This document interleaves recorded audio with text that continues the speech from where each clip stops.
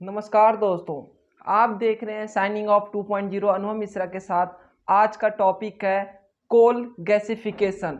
Coal gasification में आज क्यों लेके आया टॉपिक, क्योंकि भारत सरकार के द्वारा 2030 तक का इनिशिएटिव लिया गया है कि भारत 100 मिलियन टन कोयले का गैसिफिकेशन प्राप्त कर लेगा। और यह एक राष्ट्रीय मिशन दस्तावेज के तौर पर तैयार किया गया है, जिसको कहा गया है सिंथेटिक गैस या सिन गैस या फिर कोल गैस कहा गया है। ये 2030 तक का भारत सरकार का इनिशिएटिव लिया गया है। अगर मैं आपसे पूछूं कि कोयला क्या होता है, तो कोयला होता है आप बोलेंगे, लेकिन मैं पूछूं रियल का मीनिंग क्या होता है कोयले का, तो कोयले का रियल मीनिंग होता है कोयले के अंदर हाइड्रोकार्बन मौजूद होता है।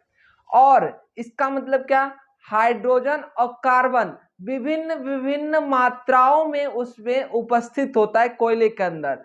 इसका मतलब कि वो तब जाके कोयला बनता है। अब सबको मालूम है कि जब कोयले को जलाया जाता है तो उससे हीट निकलता है। मतलब कि जब कोयला जलता है तो उससे ऊर्जा निकलती है। वो ऊर्जा कहाँ से निकलती है, कैसे प्राप्त होती है? वो जब हाइड्रोजन और कार्बन को जलाया जाता है तो CO2 कार्बन डाइऑक्साइड H2O, मतलब O आ गया, ऑक्सीजन निकला। ये ऑक्सीजन यहाँ पे कैसे निकल गया, जब यहाँ पे ऑक्सीजन था ही नहीं। तो किसी भी चीज को जलाने के लिए ऑक्सीजन की मात्रा जरूरी होता है। अगर आप कोई कागज भी जलाएंगे तो आपको ऑक्सीजन की जरूरत पड़ेगी उसको जलाने के लिए। इसीलिए जब हाइड्रो और कार्बन को जलाया गया, हाइड्रोजन कार्बन को, तो वो ऑक्सीजन के उपस्थिति में जली, इसलिए CO2 और H2O ऑक्सीजन निकला। और जब CO2 और H2O निकला, उसके साथ साथ एनर्जी भी निकली, मतलब ऊर्जा भी निकली। अब ये ऊर्जा किस काम में आती है? ये ऊर्जा आपके यहाँ बाद में गर्मी महसूस जो आप कोयला जब जलाते हैं तो यही ऊर्जा आपको गर्मी महसूस कराती है। अब ये गर्मी, मतलब ये जो ऊर्जा है, अभी किस काम में आता है, किस यूज में आता है? तो बिजली जो है भारत में अधिकांश कोयला से ही पैदा किया जाता है। ये मैं कैसे बोल रहा हूं? तो ऐसे बोल रहा हूं, यदि मुझे कोयले से बिजली पैदा करनी है तो मैं कैसे करूंगा? मैं इसी निकली हुई ऊर्जा को पानी गर्म करने में यूज में लूंगा। और जब पानी गर्म हो जाएगा,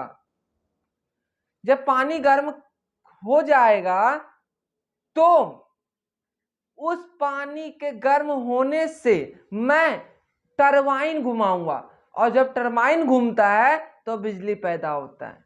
इसको आप लोग सुने होंगे कोल थर्मल पावर प्लांट। कोल थर्मल पावर प्लांट क्या है? यही तो है कि पानी की गर्म से उससे भाप निकलती है, उस भाप से आपका टरबाइन घुमाया जाता है, और जब टरबाइन घूमता है तो आपका पूरा बिजली पैदा होता है भारत देश में। अधिकांश भारत में, ऐसा कहूं मैं कि अधिकांश भारत में बिजली आपका कोयले से निकली हुई एनर्जी से ही उत्पादन किया जाता है। अल्टीमेटली कोयले से ही किया जाता है।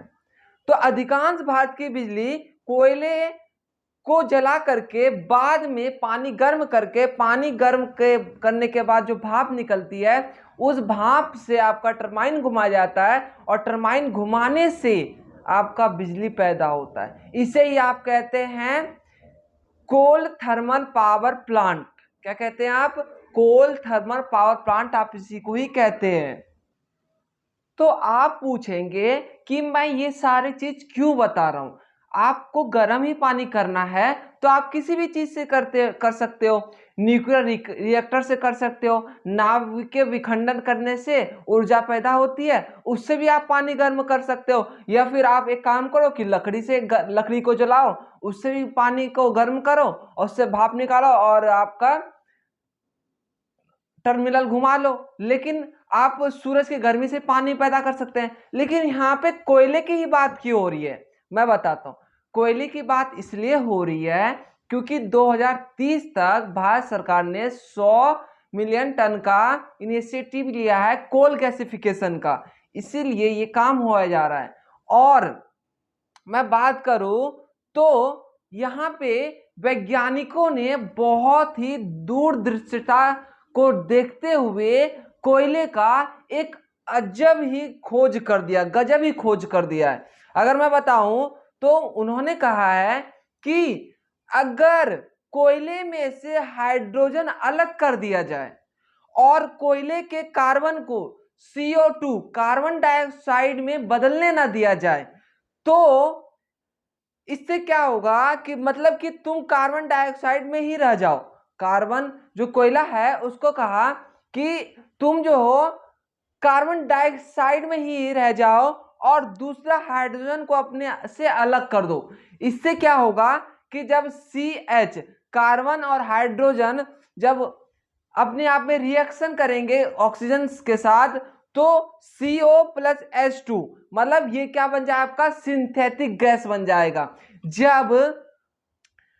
जब कार्बन मोनोऑक्साइड में ही कोयला रह जाएगा और अपने में से हाइड्रोजन को अलग कर देगा, तो वो आपका सिंथेटिक गैस या फिर सिन गैस कहलाएगा और इसी को कोल गैसिफिकेशन कहते हैं। और इसके आगे मैं बताऊं इसका मतलब क्या, इसका मतलब कि जब हाइड्रोजन को अपने आप से अलग कर दिया कोयले ने रिएक्शन करके ऑक्सीजन के साथ, तो ये काम अंबानी और अडानी के घर में घी के दिए जलाने के बराबर हुई। वो कैसे, समझिए।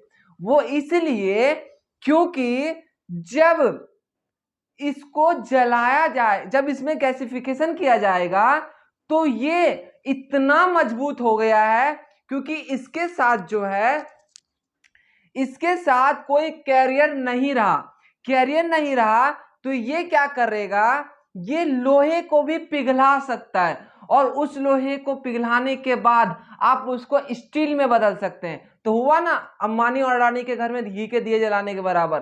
तो यही बात हुई कि कुल मिलाकर के कि कोयले का जो है वो बहुत ही अच्छा रूप ढूंढ लिया गया है यूज के लिए। सिर्फ उसको अब सिर्फ और सिर्फ उसको इलेक्ट्रिक मतलब बिजली पैदा करने में यूज में नहीं आएगा, वो और कई सारे चीज यूज में आएगा। जैसे मैं बताऊं, भारत सरकार की भविष्य की संभावनाओं को भी उसने उत्तेजना दे दी है। जैसे कि मैं बताऊं कि हाइड्रोजन नीति भारत सरकार के द्वारा कुछ समय पहले ही लाया गया था, जिसमें यह कहा गया था कि फ्यूल की पूर्ति जो होगी, फ्यूल के रूप में हाइड्रोजन का यूज किया जाएगा, ये हाइड्रोजन नीति कहती है। और हाल ही में मैंने आपको एनालिसिस भी किया था कि नैनो यूरिया प्लांट में भी इसका बहुत यूज होगा। वो कैसे होगा, क्योंकि जब H2 हाइड्रोजन और N2 रिएक्शन करेंगे, NH2 बनाएंगे, अमोनिया बनाएंगे, तो इसको रिएक्शन करके हाइड्रोजन में अपने आप बदला जा सकता है। और जब हाइड्रोजन में बदला जा सकता है, तो ये आपका किसमें यूज होगा, नैनो यूरिया प्लांट जो हाल ही में गुजरात में लगाया गया है, उसमें बहुत यूज होगा। और भारत सरकार का ये भी कहना है, वैज्ञानिकों का ये भी कहना है कि नाइट्रोजन तो वायुमंडल में बहुत सारे भर के हैं, लेकिन हाइड्रोजन नहीं है। और अगर ऐसा कुछ होता है क्वालिफिकेशन के कारण, हाइड्रोजन अपने आप से अलग करता है कोयला, तो ये आने वाले भविष्य की संभावनाओं को बहुत ही उजागर कर देने वाला है। और जहां तक आपका नैनो यूरिया 3500 रुपए का मिलता है और 300 रुपए को सब्सिडी के तौर पे देते हैं, वहीं पे आपका ये 100, 150, 200 रुपए में प्रोवाइड कर दिया जाएगा किसानों को। ना सब्सिडी की टेंशन, ना आपका खर्चा उठाने की टेंशन। तो ये बहुत ही बड़ा, अल्टीमेटली अपने आप में बहुत ही बड़ा काम होने जा रहा है भारत सरकार के द्वारा। मतलब कि अब कोयले को अब खनन करने की जरूरत नहीं है, अब आप गैस को नीचे भेजो और वहां से ऊर्जा प्राप्त करो, एनर्जी प्राप्त करो और उस एनर्जी का यूज करो आप लोहे को पिघलाने में। लोहे को पिघला करके आप स्टील में बदलो और आपका काम हो गया। इसीलिए मैंने कहा कि अंबानी और अडानी के घर में घी के दिए जलाने के बराबर ये काम होने जा रहा है।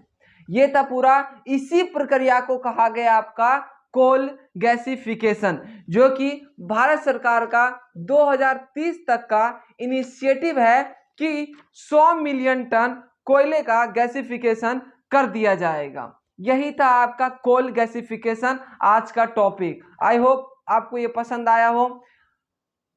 आपको ये वीडियो पसंद आया हो तो लाइक, शेयर और सब्सक्राइब करना बिल्कुल ना भूलें। हाँ, शेयर ज़्यादा से ज़्यादा कीजिएगा ताकि अल्टीमेटली और लोगों को भी पता चल सके कि आने वाले भविष्य का कोयला बहुत ही ऊर्जावान होने वाला है, बहुत ही उसका जो रूप है उसका अलग ही रूप होने वाला है, अलग ही लेवल पे वो खेलने वाला है आने वाले समय में। आज के लिए इतना ही। पढ़ते रहिए अनु मिश्रा के साथ। Signing off 2.0। धन्यवाद।